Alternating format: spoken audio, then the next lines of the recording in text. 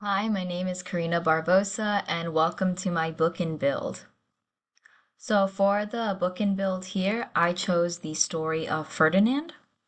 The story of Ferdinand is about the bull named Ferdinand, who is gentle and kind, and instead of really being interested in bullfights or being the quote unquote ideal bull, being very aggressive and fighty, he's actually very peaceful and he prefers to smell the flowers in the meadow. In fact, he actually has a favorite tree in the meadow where he likes to be with his flowers. One day, a group of five men come by looking for a bull to start like this, to be in the bigger bullfighting arena for a big event. And it just so happens that Ferdinand sits on a bee by accident and it stings him, which causes him to start kicking and being very frantic, which is the behavior that they are looking for. And so they choose Ferdinand to be that bull. However, when he actually gets to the giant arena, he isn't really interested in bullfighting because that's not who Ferdinand is. And even though there's all this pressure on him to kind of be that ideal bull to fight and whatnot and gets jeered up by the crowd, he ultimately stays true to himself. And eventually, when they are throwing like the flowers in that arena, he's actually goes and smells those flowers, and he ends up finding happiness in that and being peaceful. For the particular part of build, I was thinking about having the students make a flower because that is kind of the representation of what being true to yourself is in the story itself of Ferdinand. So the materials needed for that would be glue, construction paper, scissors, tape, and a plastic straw. The plastic straw could also be like an unsharpened pencil as long as it's got that same kind of shape because that's going to end up being the stem.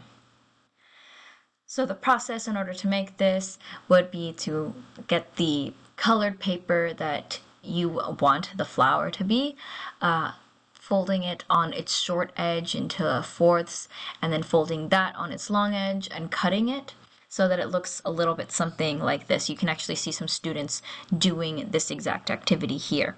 And this one has a close-up of what the like petals would look like. And ultimately you kind of bunch them all together onto your straw or the unsharpened pencil to make a flower to get a finished product that looks a lot like this. This was a really fun activity for the students to do because as they were getting their flowers, making it, they were able to talk about what that flower represents in the story. And this is from a previous high school student of mine who I helped kind of design this lesson plan for our feeder pattern elementary schools. For future use, how I see it being used in the library, the book itself has a lot of ways that it can be used. So I mentioned a lot about the ideal bull before. So you can compare and contrast the ideal bull and what Ferdinand, like actually the characteristics.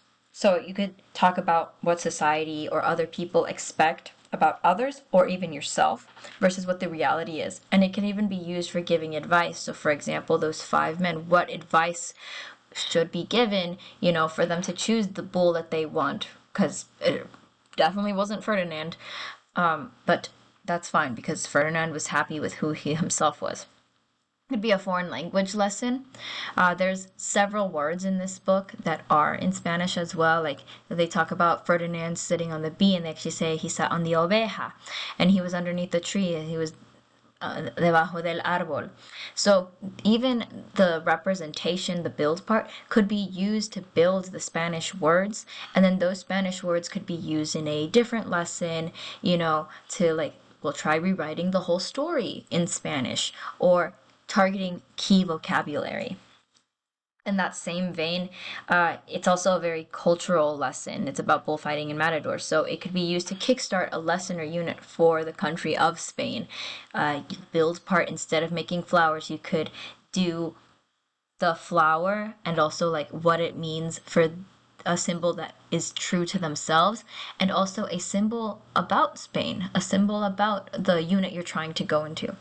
And the last one that I thought was really interesting is that the story of Ferdinand has actually been banned before because it came out in like 1937, and it was banned by both Hitler and Franco because of the context when it came out was about pacifism. So it could kickstart a discussion on why books get banned, the cultural context, and with this specific book, how that conversation changes and could be used to start the conversation about why books get banned besides just this one. Lots of different uses for this book and build, and thank you for listening to this. Bye.